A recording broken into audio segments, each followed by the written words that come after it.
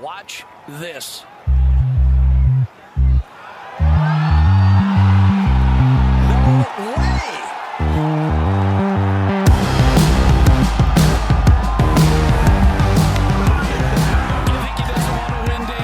Hello and welcome back to the Cookie Jar Golf Podcast. I am Tom Mills and today I'm joined by Sam Williams.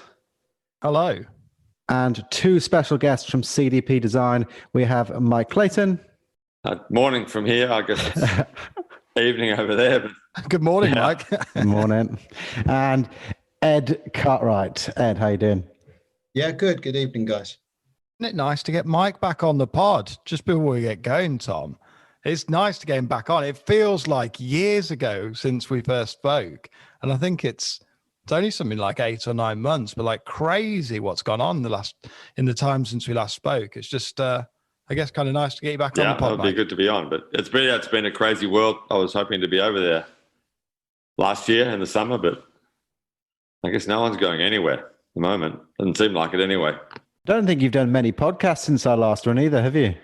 Done a few. Well, I mean, what else can you do? Podcasts. It's a national sport in Australia. I mean, Lucas Michelle does about 5 a day. From what I've gathered. we literally had 3 months where we were allowed out for an hour a day. So I'd go down to the beach and play golf for an hour, and then because the beach is just around the corner, and that was it. We were stuck inside for 3 months.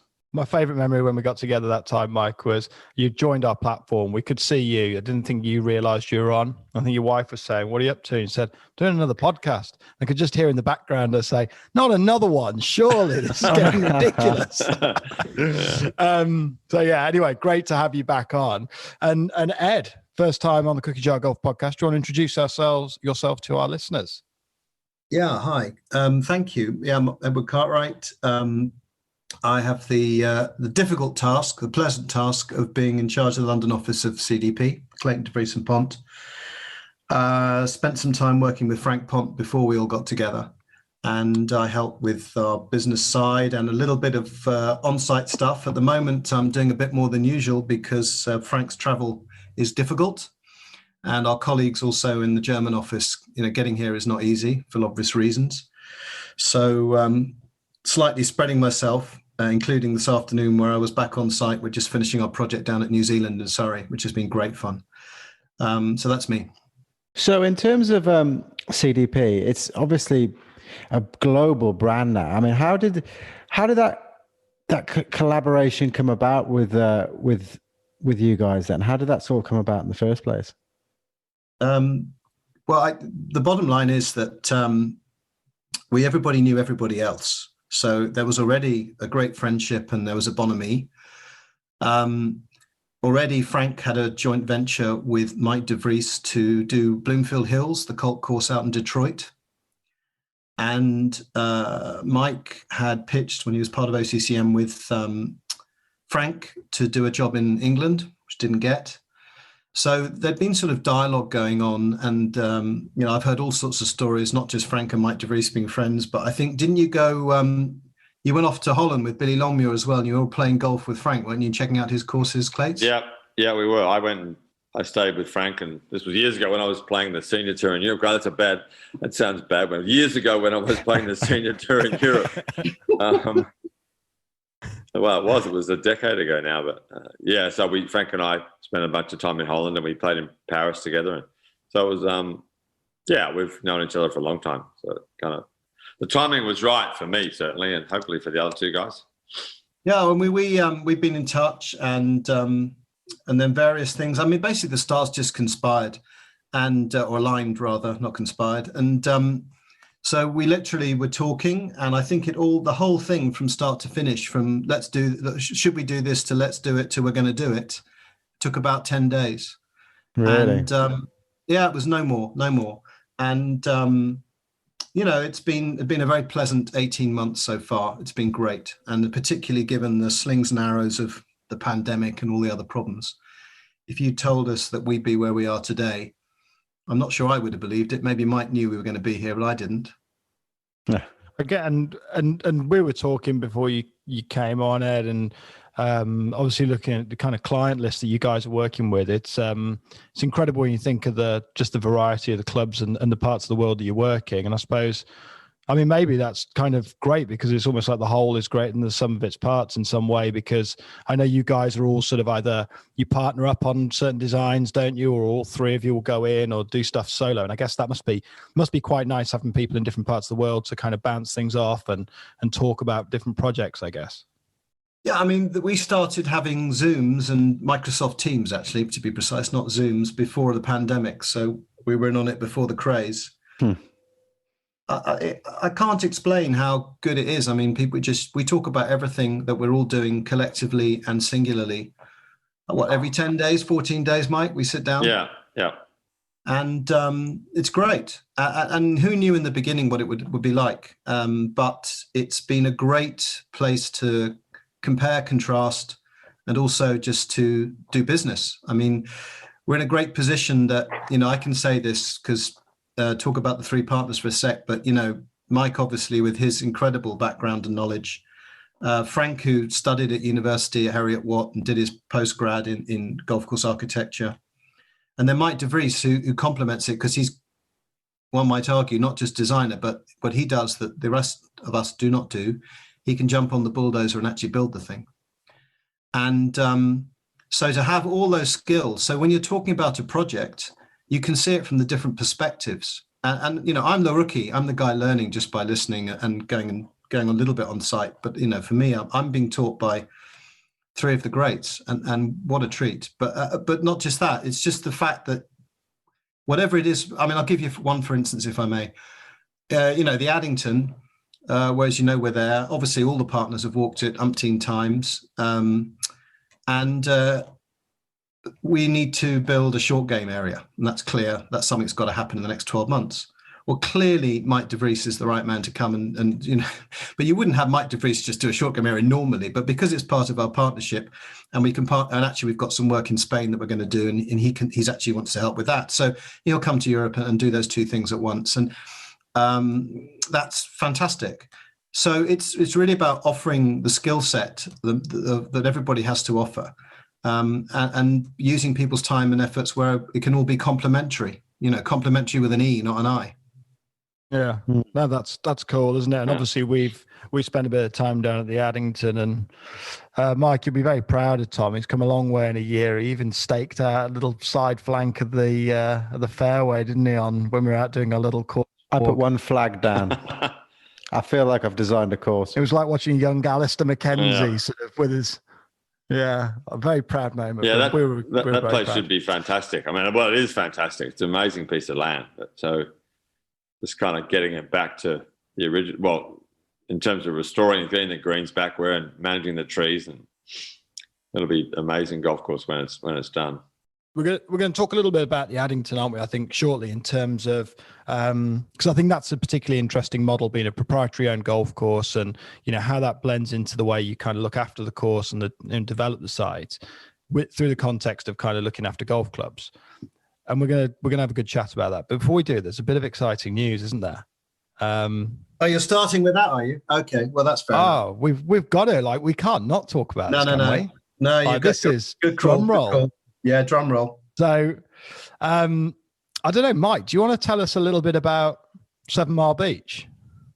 Yeah, well, it's in Hobart, the capital of Tasmania, in the bottom of Tasmania. And I was playing golf with Matt Goggin just after he turned pro. So that's how long ago it was.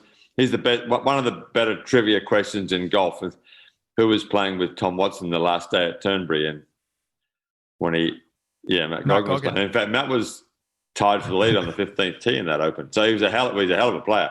But we were playing a tournament in Sydney, and I just started in the design business, maybe. I've been going a couple of years. That's how long ago it was. And he said, there's a bit of land in Hobart. It's incredible. He said, I'm going to build a golf course on it one day. So I went down there with Matt maybe 10 years ago, maybe 9 or 10 years ago. It's a spit of land about 10 minutes from Hobart Airport. So it's hard to imagine having an interesting golf course near an airport, because by definition, the land's pretty flat. So, but 10 minutes from Hobart Airport on a spit of land is sand dunes in a pine forest. Really? So it's kind of Pine Valley-ish on the water. Really, it's an amazing site. So finally, it looks like we've got there. We're planning on starting later this year, and it's a phenomenal site. It's certainly as good as Barnbougle, which I saw. I first walked that site when it was just marram grass and wallabies who'd never seen a human being, and it was that was a pretty good site. But this one's easily as good. It's incredible, really. So you've got the agreement ready to go in and start a golf course here on 7 Mile Beach, which is obviously tremendously exciting. So what happens now? What goes on in the planning phase? Do the three of you get together and start routing? How does this whole thing work? Well, Mike came down Mike DeVries was here in February last year. So we went down there with Matt, and we've already come up with a routing, which it's tricky because the land's so good. There are literally hundreds of ways you could route a golf course over it. It's a big site, and everywhere you look, there's a great hole. No matter which direction you look at, there's an amazing hole. So, I think we've come up with a pretty good routing, really, at the moment. It looks compact. It gets to and from the water 3 times in the round. So, it's not just sort of half the holes on the water and half of them away from the water. So it works to land really well. But it's, it's perfect land for golf, the best site I've ever seen. So the routing's a year old now, really. So it's really a matter of Mike getting on a plane and jumping on the bulldozer and building it. Well, and before that, getting rid of the trees. It was an old pine plantation, and pine trees are really weeds down here. So it's not any sort of environmental. Not putting any pressure on it. Well, that specific type of pine tree that was, they planted them for wood chips. They're just rubbish trees. So it's a matter of getting rid of those, clearing the site, and not messing it up. How does it feel going into this as a new build, Mike, given obviously, Barnbougle was such a massive success, wasn't it, for you? And, it's just, revered around the world. How does it feel going into this as a new build? Do you feel like there's a lot of things that you kind of take into that? Or do you feel maybe is experience kind of just like polish the art somewhat? I mean, is it kind of just feel very much the same as when you went to Barnbougle? Yeah, a little. Yeah, it's we did Barnbougle with Tom Doak, and Tom did an amazing job there. I mean, it's an incredible course. But again, it's can you swear on this thing? Of course, always encouraged, okay. Actually, Mike. Yeah. Okay, so the only brief at Barnbougle with Richard Sattler was don't fuck it up. So it was and it's really the same down here with Matt. Richard didn't play golf. Richard knew nothing about golf. So the complete opposite of Matt, really. But it's a matter of there were no plans at Barnbougle. There was not. I think there was a 1-page routing map, but that was it. There were no irrigation plans, there was an irrigation plan, but there was certainly no drawings of greens or holes, or we weren't flying on the seat of our pants, but it was certainly a course created as it came out of the ground. And when you saw things that would work or didn't work, then you could tweak it and change it.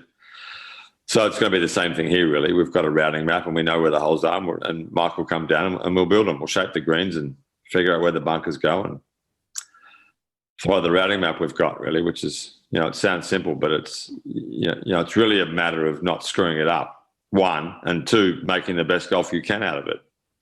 And I think, it's such good land that, in some ways they're the hardest jobs because, you're potentially building a course that's one of the best in the country. From what I've heard, you almost can't fuck it up, to use the brief at Barnbougle. It's almost so good that it's just like, even a bad job here would be a great golf course, right? Well, maybe, but I think you can screw it up because I think you can not get the most out of it. If you've got a bit of land as good as this and you build a golf course that's only 7 out of 10 or 8 out of 10, then you've screwed it up. This course needs to be, I don't think anyone will build a course better than Royal Melbourne in Australia, but it needs to be on that level, really. and there's no reason why it shouldn't be because the site's that good. So if it's not in that class, then you have screwed it up. We're just trying to build you up for a massive sort of like ta-da when it's done. Yeah. Can I just ask a quick one as well? Yeah. Where's 7 Mile Beach come from? So 7 Mile Beach is the name of the beach. In fact, the town around the corner from the golf club is called 7 Mile Beach. So on the spit of land, the one side of it's 7 Mile Beach, the other side's 5 Mile Beach. Got you. So it's it's been called 7 Mile Beach forever. In fact, there's a great story about Barnbougle, which is one of the great and most recognisable names in golf, certainly for a new course. Everyone's who's heard of golf's heard of Barnbougle. Mike Kaiser, who was the developer of Bandon Dunes, genius developer, built some amazing golf courses, wanted to call it Tasmania Dunes. And Barnbougle was the name of the farm that Richard Sattler owns. It had been called Barnbougle since 1860 or something. And Richard, that was the one thing Richard was definite about. He said, I'm not going to change the name. It's a perfect name. And of course, it's I mean, you couldn't have come up with a better name. If you tried to dream up a name better than it, you couldn't have managed it. So, it's such a recognisable name. So I think I think Matt's plan is just to go with 7 Mile Beach. And you've got this fantastic piece of land, Mike, and you're looking at it when you were planning the routing a year ago, as you say. Are you, as a designer, are there rules that you follow when you look at sort of how you're going to make this golf course? Are you, I am going to make this a par 72. It's going to have this many par 5s, 3s. Or is it just you let the land dictate to you what it's going to be? It's an interesting question. Both, really. Yeah, I mean, it happens to be par 72 with 4 par 5s and 4 par 3s, but the best course in the world's got 2 par 5s and 2 par 3s. So there are no rules. That's the old course. So there are no rules in terms of course design. Merion's got 2 par 5s, the second and the fourth. That's it. And there are so many great courses that are par 70 or 69 or what's Swinley Forest, 68 or 69. I can never work out what their par is because they changed that 15th hole. But there are way too many examples of great courses that break the rules to think that you need to follow a prescribed set of, a formula for what a golf course should be. Mm. So the fact that it happens to be a par 72 with 4 par 5s and 4 par 3s that was really the way it turned out. We didn't, when we went back to the house after walking the site for a few days, we figured out, we started writing it down and wow, that was what it was. But that was how the land worked, really. And of course, it's easy to say that. When it comes to building it, there might be a hole that's out there that we've got as a par 4 that looks better if we stretch once the trees are gone. It might look better if we stretch it out and make it a par 5. And there might be a par 5 on the map that once you clear the trees, there might be an amazing green site 50 yards shorter where the green's drawn, so you make it a par 4. So I suppose that's the beauty of having fluid plans and nothing written down on paper. That you can just be a lot more fluid with it as it grows. You can change it as it goes along, I suppose. Yeah, the routing map is really a guide to what we're going to do, and I'm sure it'll change. Not the basic flow, the way the course flows and the way the holes follow each other. That won't change, but what the holes look like. Well, we don't really know because it's covered in trees. So once we clear the trees, I'm sure we'll see different things and tweak it, which is part of the fun, really. Yeah, absolutely. I'd love to get there with a bulldozer and see what it's all about. When you're planning on breaking ground, and roughly how long do you think the build is going to take? Well, partly it depends when Mike can get here. It's Australia's a hard place to get into at the moment. In fact, there are, I think, 37,000 Australians who want to get home who can't because the quarantine is, there aren't enough quarantine rooms in hotels. So it's crazy trying to get in here. But it will help when Mike gets a vaccine. And, I'm thinking he'll be here by certainly the second half of this year is the plan. And what sort of rough time scale do you think we're looking at in terms of the first tee shot? Well, probably a year and a half, I would think. It would. It ought to be a quick build. So I think Mike will be here for probably 9 months, maybe, and then you're growing the grass on it, waiting for the grass to grow. So I would think a year and a half before we play on it. It's probably worth pointing out Mike's going to do what he did with Cape Wickham. Literally, he is transposing himself down there, isn't he? Yeah, so Mike and his wife, they did that when they built Cape Wickham, which is an amazing course on King Island, which is a rock in the middle of Bass Strait, which is the land between the mainland and Tasmania. So he went to Cape Wickham to King Island and built Cape Wickham. I guess Is that Darius Oliver? He was involved with that as well. Yeah, was it? yeah, that was about 3 years ago. I think they did that. So Mike came down and brought his kids as well. So they were going to school on King Island, which is a tiny island with, I think there are 1,500 people live there. Wow. So it's an amazingly, in terms of where you guys are, it's unbelievably remote. Yeah. And even for us, it's tricky to get to. There's one flight goes in there a day. That's not a little charter thing from the small airport near Kingston Heath. There's one flight from the main airport a day. So it's, which has maybe 25 people on it. So it's sounds like such a good project, to be fair, doesn't it? And I think, from what we've read and kind of discussed and stuff with Ed and everything like that, it sounds like a pretty exciting project. Well, and 18 months to build a golf course. I mean, wow, as well. Like, hopefully, maybe we might even clip a few balls down there one day in the not too distant the thing future. about Tasmania was they had the two established clubs in Hobart. They're kind of okay golf courses. They're probably, I think, the best ones, maybe ranked 80th in Australia. And then Barnbougle was built, and then Cape Wickham, and then 7 Mile Beach. Tasmania's ought to have, depending on how many courses Matt does, because there's room for 4 courses at 7 Mile Beach. Tasmania ought to have 5 of the best 10 courses in the country now, really. I mean, it's already got 3 of the best 10. So, if you had 7 Mile Beach on it, it's gone from a place that had no golf tourism at all to being the hotbed of golf tourism in Australia, really. Yeah, I mean, you start putting 4 courses, I guess, on site. Yeah. You're in that sort of band and dunes type territory, aren't you? Of having, it becomes a resort in its own, kind of 4's merit, probably right? too many for our population, but 2 I think would be great. And it's a 2.5-hour drive from 7 Mile Beach to Barnbougle. So we play 4 courses, 3 or 4 courses, hopefully in the world top 100's a pretty amazing trip, really. So fantastic for tourism down there. So I guess kind of wishing you all the success with that. One of the things we were going to want to kind of dive into a bit today, I guess, a bit of an interesting topic, because obviously you guys spend a lot of your time restoring golf courses all over the world, architects of different heritage, often bringing them back to, whether it's bringing back a specific style or strategic principles of the architect.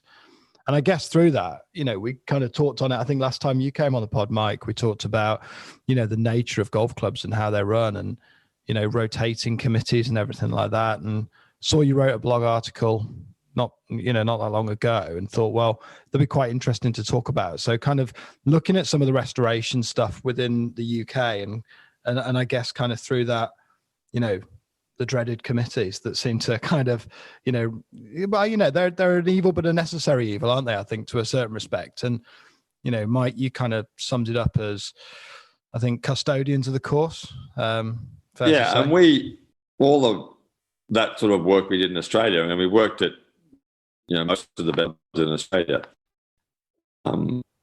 We always dealt with committees who were terrific to deal with. Because if you made a logical case and a sensible case as to why you wanted to change a golf course or change a hole, or they, in almost every instance, took the advice and went with what you were saying, because you could make a good case for it. In fact, the irony was that it's almost as though the poorer the golf course, the more the argument about changing it. It was bizarre. I mean, we worked at Victoria, which is a home club of Peter Thompson and Jeff Ogilvy, and a tremendous course in Australia. Probably it's I think it's kind of ranked 10th in Australia, which is really good now. And, we almost never had an argument about anything there, because they had an amazing photo of the golf course in 1930. And really it was, let's just put this back.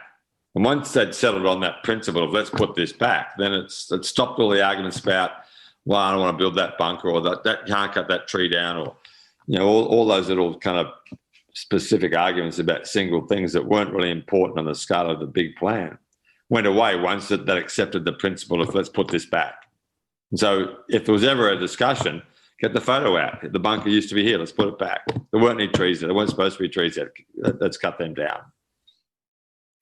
And that evolved really well, that plan. And really in Australia, all of this work started. Jack Nicklaus came down in 76, after they played the Australian Open at the Australian, which was a fantastic old windswept course in Sydney. And he built something indistinguishable from anything in Florida, really, in fairness. So it's called the Australian, but it should be called the American. And everyone thought at that point anything Jack Nicklaus did was amazing and anything American was amazing. And I think it took 4 or 5 years for people to kind of come down on the side of, well, actually, it's not that great. And rather than blowing up these places and changing them, we should look at restoring them and putting them back the way they were, because all the best courses in Australia had changed a lot from when they were built. And there was a really good superintendent at Kingston Heath, Graham Grant, who he started it. He just went to Kingston Heath. He got the job there. He chopped a whole bunch of trees down and he put back a whole lot of bunkers that had been overgrown or filled in, and really got that course a long way down the road to being as good as it was in 1930. And when we started at Victoria, we really I remember going to the first meeting in Victoria and I said, the club that's done this the best is Kingston Heath. They've done an amazing job with that golf course, and that's why it's rated so highly.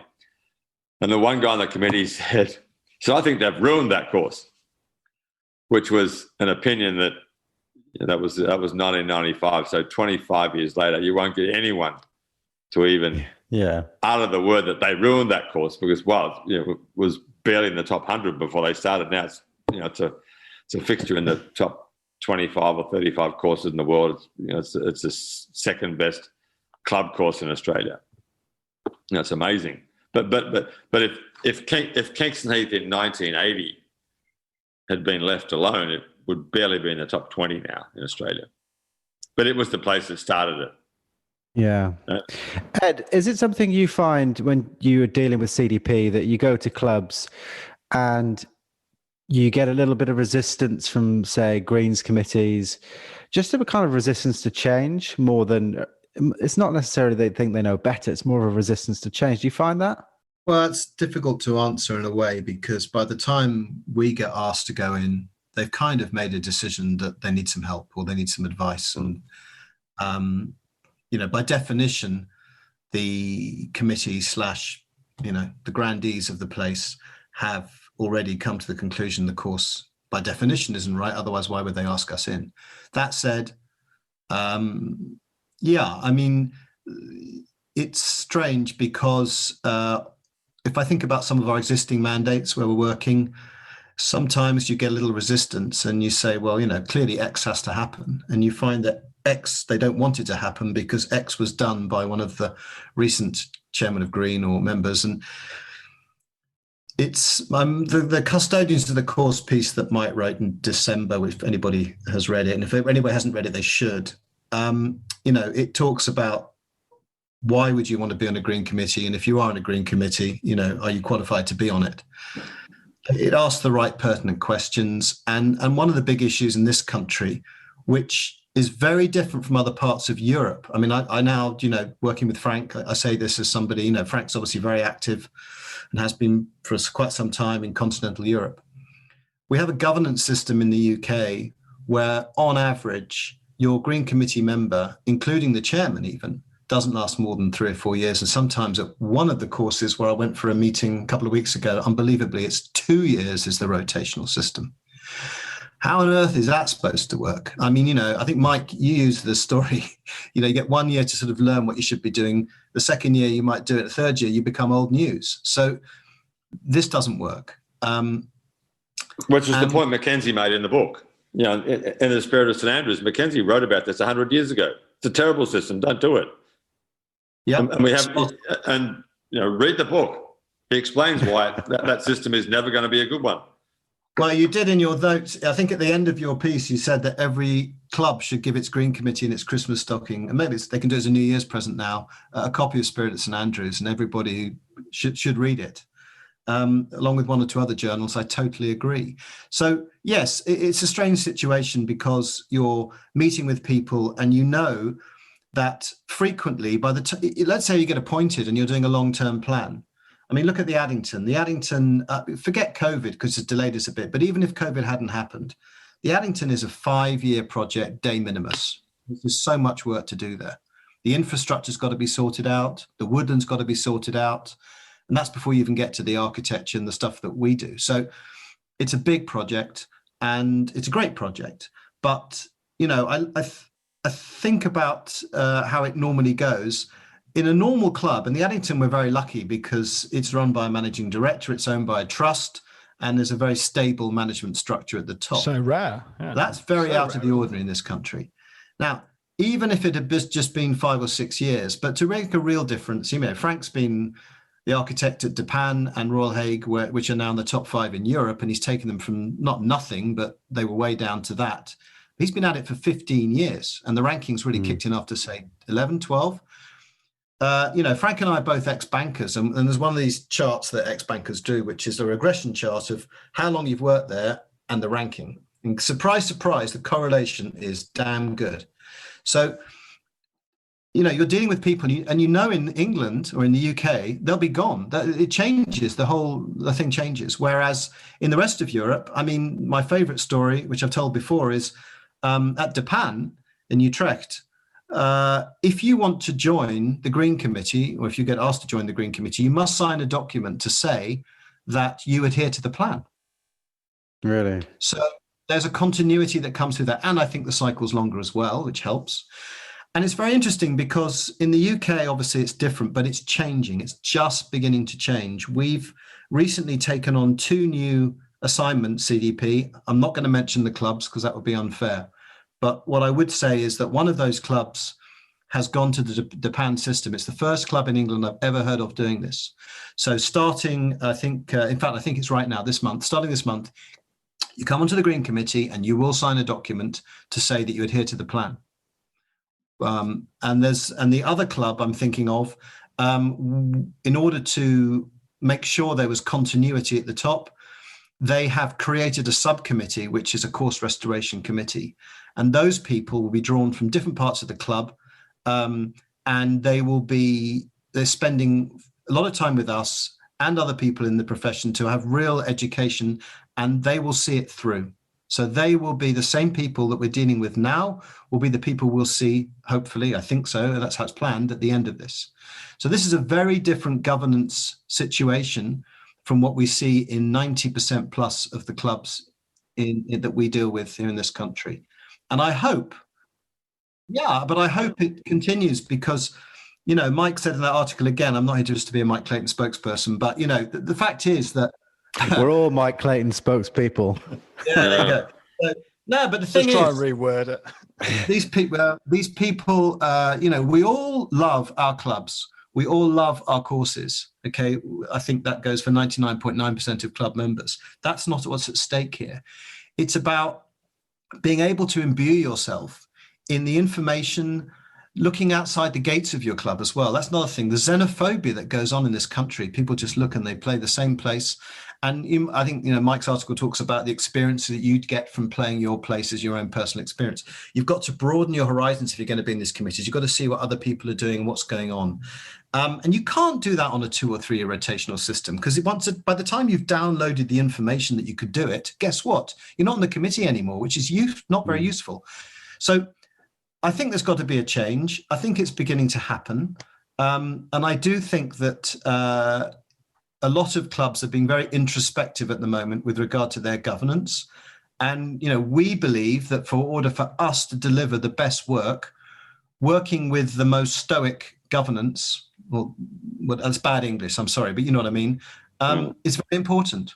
Yeah, I mean, And it's interesting to hear about those clubs because they're kind of out of the ordinary. But I mean, when you think about the golfing landscape in the UK, there's just so much, like, it's crazy how much history there is in golden age courses, whether irrespective of rankings, they're kind of all spectrums, they're all over the place. And then you think, a lot have probably throughout the years probably gone, I'd guess to say, almost beyond recovery to a certain extent, where they've been modified such by the have a go hero greens committee that sort of, let's try this and then we try the next idea. And I think the thing you talk about in your article, Mike, is these people are lawyers, they're doctors, they're accountants, they're people who appreciate the need for qualifications in what they do, and then they end up on a greens committee, and then because their opinions are already always trusted, they just seem to have a complete brain fade when it comes to it. In terms of, I think playing ability is a pretty interesting one, because I look at, obviously going and visiting a lot of clubs and seeing lots of different committees and speaking to lots of different people, you get a sense that clubs generally put the better golfer onto their greens committee. And I think that naturally has an impact perhaps over some of the decisions that you see that happen there. Is there a case to say that, greens committees maybe should almost kind of be representative of, different playing abilities, women and men, or is it, do you think that's kind of maybe a bit of a duff point? Yeah, I think it's really dangerous to listen to the opinions of good players, because almost by definition, a lot of them are young. Yeah, well, lots of them are young and don't have any idea, and they look at the game around the way they play it. That's all they look at. So the perfect green committee should be. I think it should be a permanent committee. I mean, every club ought to have a permanent board or committee of the 3 or 5 or 8, 7 people, whatever number you pick, who know the most and understand the golf course and understand golf course architecture and design and what makes good golf courses. So at Metropolitan, my club, which is a terrific course in Melbourne, there are 5 or 6 people that should be on. I mean, it's a 13 or 14 person green committee, which is a crazy number anyway. But there are 4 or 5 people in the club, Lucas Michel being one of them, who's a young guy, who's the US Met amateur champion, who's got a great sense or head for golf course architecture at 26. He should be on it, and he should be on it forever. And you pick 5 or 6 people who understand the golf course, who understand architecture, who know where the course needs to go, and they're it. They're the ones who make the decision, and it doesn't change. But rolling it over is just, you're always going to get people who are good and people who are less good. Yeah, but Mike, let me tell you, and I can say this with a lot of experience. I can, clubs I'm a member of, one of which I know the statistic actually, which is that 56% of people who go onto these committees go on to high office, to captain and etc. They're stepping stones to the top of the tree. With regard to the Green Committee, they're not there for the reasons that you advocate in the article, and that's the problem. That the governance is, you need to divorce the Green Committee from, if people want to go onto the House Committee and count the number of currants in the currant bun, I'm being a bit rude, but that's fine. That's one thing. But I do think that sorry, that was out of place. But I do think that the Green Committee is different. It needs to be taken out of the general club governance, if possible. But of course, that's not easy in the current structure that many places have in this country. And it's exactly the same here. And in fact, I get the sense that courses over there do a better job of looking after their architectural heritage than we did here for the longest time. And committees were terrible at, did an awful job of tree planting in the 50s and 60s and 70s. So 50 years, 60 years, 70 years later, we're all dealing with the problems of mistakes that were made a long time ago. But I get the sense, I mean, perhaps it's because I spend a lot of time, looking around the best courses on the Heathlands when I'm in London, that, that they're pretty well preserved. But perhaps I'm wrong there. But, I think you guys did a better job of maintaining what you had than we did in Australia. Yeah, the other problem, of course, is if you go down that route of saying, these 5 guys are going to represent the golf club and the direction that the golf club and the course should go in, is if those people's opinions change over time, that becomes a bit of a pickle. And if you pick the wrong person who maybe who's going to line, then you're in a real state, aren't you? That's always the one. Whenever we have this conversation, that's the counterpoint. That's always the counterpoint. Guess what? Get the wrong person, and why not? If you have a person who made all the mistakes 30 years ago, you have their equivalent doing it now, where you're no better off. But I think around this has to be the structure of a well-researched, well thought through plan that nods to the past in the case of a restoration, understands, look, you can go and build new golf courses tomorrow if you've got the money and the land. You can't get Mr. Colt to come back and build another one, or Mr. Fowler or Mr. Simpson. Sadly, they're indisposed at the moment. So, you can't go. And today at New Zealand, I'm down there and we're putting back very simple, very Simpson stuff that was filled in after the war. I think actually as much through budget as ignorance there. That was just, they filled in bunkers like a lot of people did in the war. But putting it back is just wonderful to behold. It's also, because we're very lucky that the whole country was well photographed by the RAF in 1945. It's very simple to see these things in many cases. And so why would you not cherish these things? I mean, Mike, you always talk about Simpson and the fact that he always designed such that the middle of the fairway was not the ideal line invariably. And you always go mad about the courses around Paris that he built. I think those are your... And, why would we not cherish that? Just because you've got a modern golf ball that goes a bit further, but the dynamics of which side to be of the fairway and the green complexes are just as beautiful and relevant as they were then, aren't they? Yeah, absolutely. Yeah. No, Simpson was amazing. I mean, the stuff he did in Paris was incredible. In fact, I keep telling Australian friends of mine, the best trip you can do in the world is, one of them is Paris through Belgium into Holland, and you can play a dozen fantastic golf courses in terms of Australian terms, it's a short drive. Yeah. Well, I mean, our regular listeners will know that I'm itching to go and play golf in Holland. Golf out there is meant to be superb, and obviously people we know and speak to say, Belgium and also kind of stuff around north of France is just absolutely spectacular, isn't it? Yeah, there's amazing golf over there. It's incredible. Which is why it's kind of... I played a bunch of French Opens at Chantilly. Then we moved to the, what do they call it, Paris National, that Ryder Cup course. And it was such a disappointment to leave what was probably the best course we played on tour to go to that new course, which was just a kind of faux American type. I'm not sure how you would describe that course. But I mean, it was in decent shape and it was difficult and it was a good venue, but it wasn't Chantilly.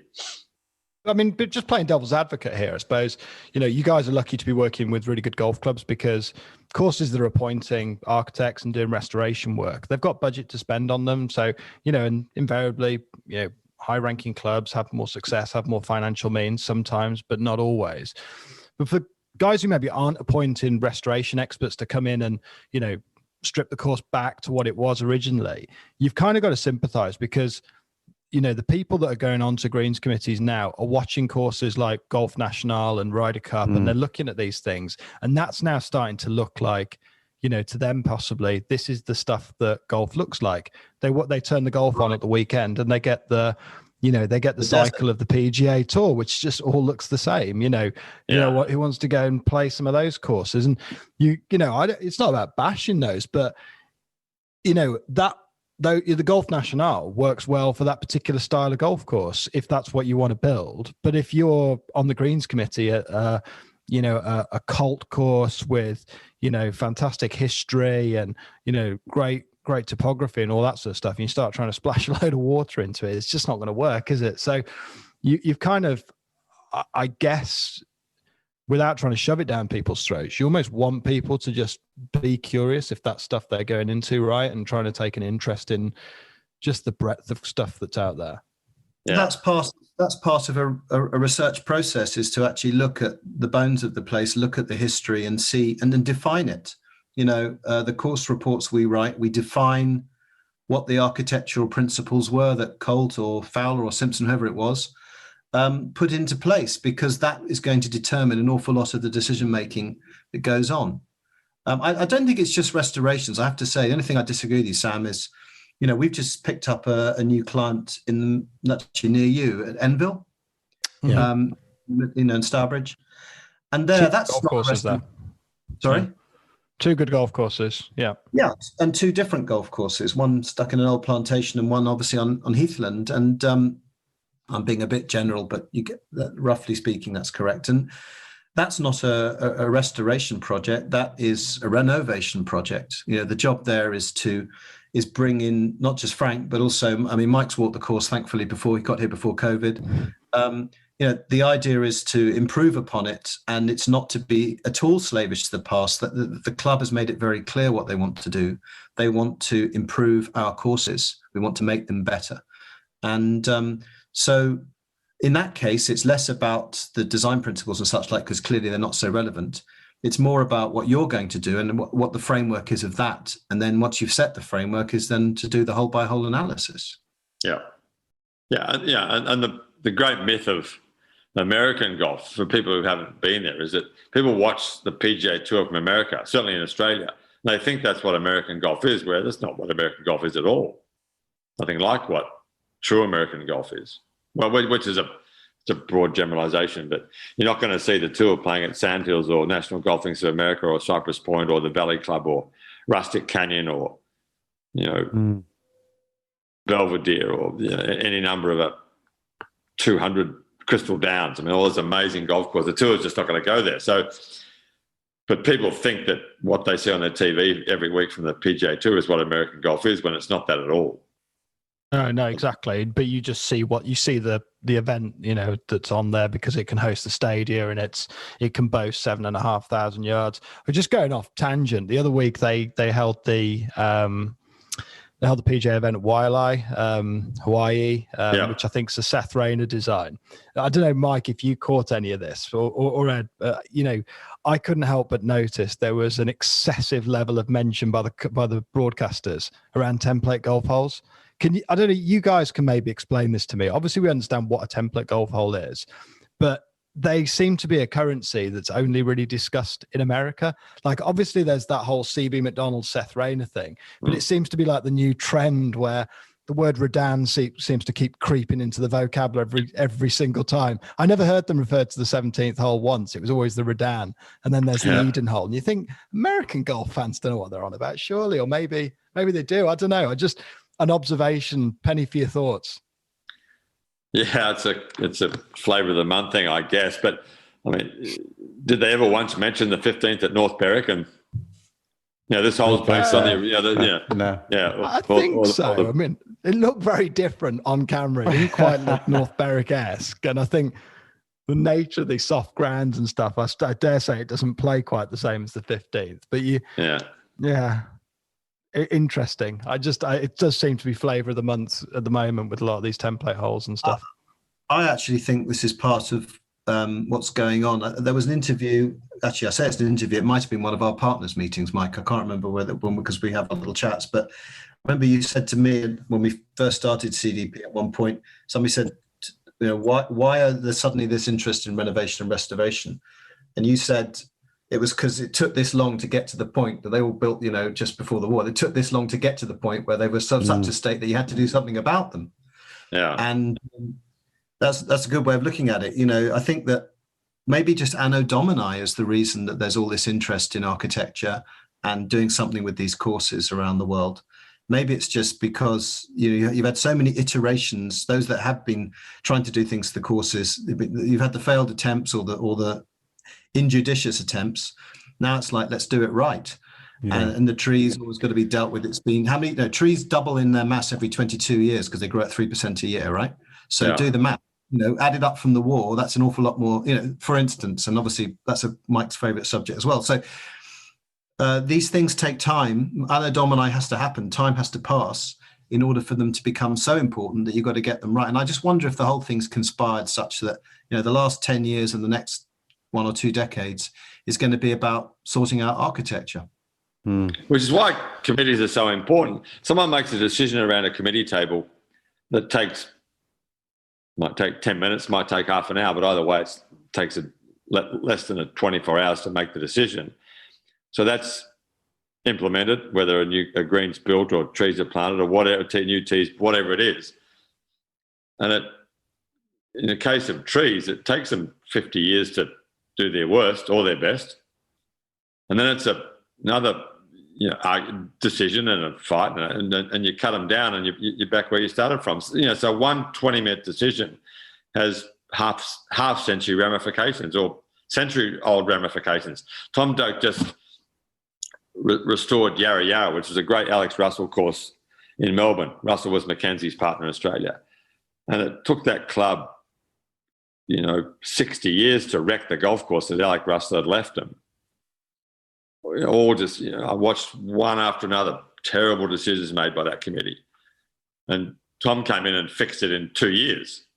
But it was it almost amazing. has to get to the point where you want it. It's like maybe going on a diet or weight loss. So you have a point of realization when all of a sudden you can't get a certain pair of jeans on. Maybe it's that sort of that's exactly right. analogy. But it slowly got to the point where if Alec Russell had come back, he would have gone crazy at the things they'd done to the golf course. I mean, I walked around with Gil Hans. Gil walked 3 holes and said, "This is just a really bad Southern Californian golf course. Why does anyone think this place is any good?" So I played there last week, and it's amazing how much better it is. But wow, it was a tree massacre. I mean, he chopped down more trees than I ever would have cut down. And they went, he restored all the greens that they'd wrecked, and it's back being one of the best courses in Melbourne. But it was, that was a classic example of, committees making decisions around a table that had ramifications for 50 or 60 years. The other thing about the snap decisions, Mike, you have to bear in mind, and I often say this to clients when we start talking to them, they say, well, what's the process? How are we going to do this? How are we going to go from here to having the course we want? And, we always start off by saying you've got to research it well, you've got to get the right plan in place. We need to do a lot of preparatory work. And I say that when the spade goes in the ground, whatever you decide to do, you're stuck with it for at least a generation, because there's pride. I'm talking about when green committees just make decisions. Oh, let's go and move that bunker, whatever. And then they go, actually, boys, it's not really worked out well. I know, but Joe Bloggs did it and he's still a member, and we can't really, we'll have to just leave it for now. Captain next year now, isn't he? He's captain. We can't possibly move that. Yeah. Well, now he's bloody president. There's no way we're going to have to build another 3 bunkers around it. We'll have to build. We'll have to give it a name. We'll have to give the hole a name with his bunker on it. He's just digging a grave for yourself, aren't you? I think. And it's that's the problem. So Mike's right about the build-up of things there, but there's also, this goes back to governance, and the whole thing's a big circle, because it goes back to governance again. You make these decisions without the plans and thoughts, and the people are there as smiling at you in the bar. What the heck are you going to do? But if you haven't got the right process in place, you're probably going to just say, okay, we'll let it go. And if you have those compromises all over the golf course, I'll give you a clue. It's not what it should be. Yeah. Yes. Well, one of the interesting projects that you guys have taken up, of course, is the Addington, which I'm keen to have a chat about for a number of reasons. So first of all is that it's a club that hasn't really gone through a Greens committee renaissance, because they basically never had one. And it's just been absolutely untouched, hasn't it? Mike, have you had a chance to walk around the Addington? What's your thoughts on it? I love it. I played it with Billy Longmill years ago. Well, years ago, back in the old days when I was playing the senior tour. And then when I was over in November last year, I walked it for 2 or 3 days. But so it's a ways from where it should be, because for one thing, the greens have shrunk so far. The trees have encroached on the playing lines. It wasn't in great condition, which is kind of much less relevant than the first 2 things. So it's where Kingston Heath was in 1980, really, but it's probably a better golf course. Certainly as good as Kingston Heath. I mean, the topography of the place is absolutely fantastic, and what's quite rare, Ed, is that you've actually got some fairly old images, older than you would expect, of that golf course, haven't you? Which have enabled you to really get a sense of what it used to be. Well, I'm going to give away one of my trade secrets, which isn't really a great secret, but it's what I think every architect should do when they started a great club like that. Photoshopped. Photoshop the old images. No. But he knew it. Behave, Samuel. No. First thing I do once we get commissioned and we get started is I write to all the members, and I just introduce us and say, guys, this is your place, this is your home.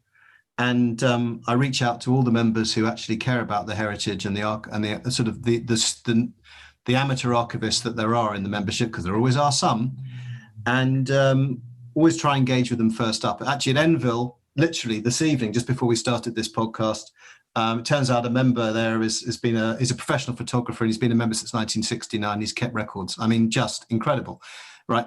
Quite obviously, you ask these people because they're very helpful and they want to help you, and it helps everybody. So I did that at the Addington, and we always do that.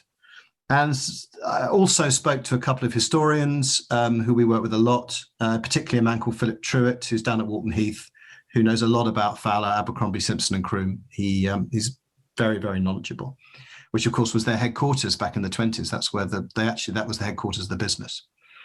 Anyway, through his introductions, through another intermediary person, we were finished up talking to the son of the second ever pro there. And he had bought at auction in the 1970s some photographs. And he very kindly said, well, you ought to see these. And lo and behold, it was Messrs. Colt and Abercrombie building it. It was in the middle of the build at the end of 1913, beginning of 1914. The bunkers weren't even in. It was just the landforms were there, and they dragged everything out, and the trees were finished they were going to be. They hadn't put the bunkers quite in.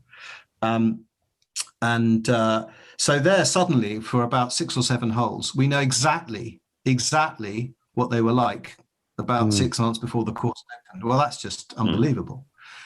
And through that, and then also some great RAF pictures we got hold of. We could see it from top and sideways a lot. So we got to understand a lot that way. And the history of the Addington is, you talk about governance. I mean, it's a hysterical story because it was owned by the Fabes family. And Mrs. Fabes, who I used to play at the Addington back in the 1980s, not quite as old as Clayton, but I'm getting there. And there's a great story.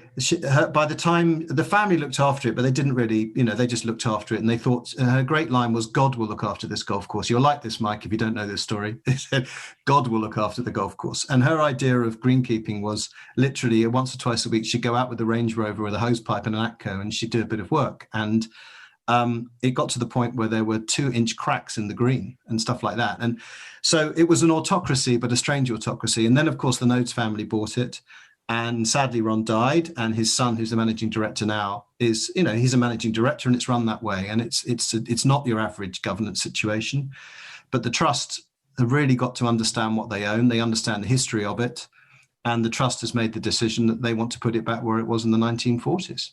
Yeah. I thought you were going to come in then, Ed, with a different governance story. The one I heard from Ryan was Abercrombie was stood at the bar, and a visitor had come in or something and just sort of, I think, had taken exception with a part of the course or maybe the condition, and just said to Abercrombie, said, where's the suggestion box? And the answer was, I am the suggestion box. And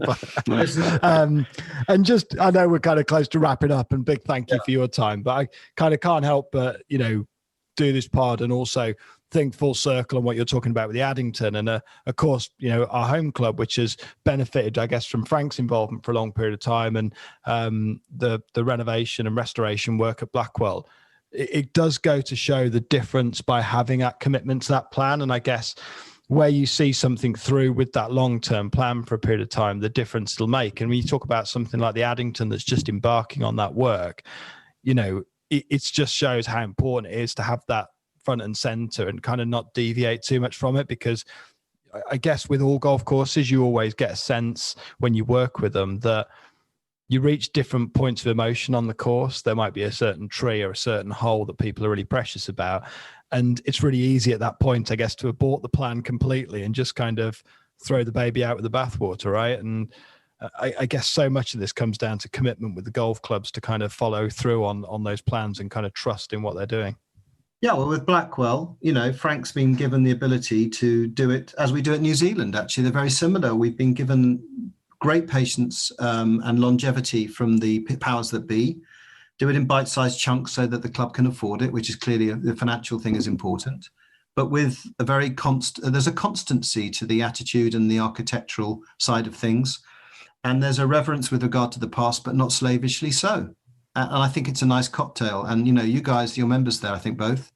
Yeah. Are you enjoying the new 11th by any chance? Yeah, it's Ooh, fabulous, it's a isn't good it? hole.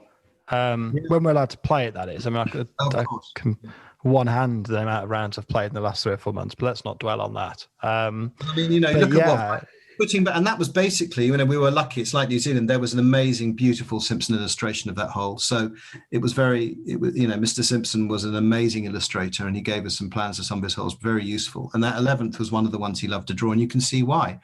And you have to ask yourself, how on earth did it get to the state it was in?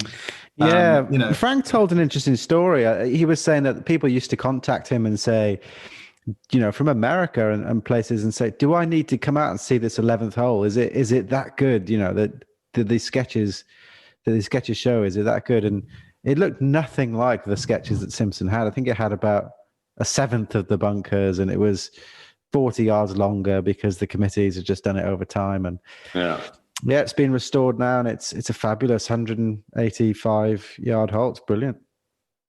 Good.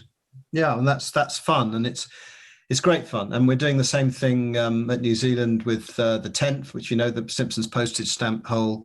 And literally today, the boys were sanding the bunkers when I left, and we'll put some photographs up social media probably after the weekend.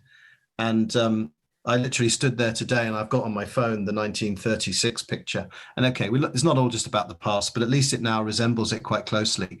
And it's certainly not going to be just a simple flick with a wedge anymore. You'll have to think about which side. You're going to think about if the flag's on the left, you don't go. Well, you're going to have to think about your angles and options from there, even though it's a wedge shot. This is the problem with you being too good a golfer, Ed. There's no such thing as a simple flick with a wedge. Only for you and Mike, I suspect.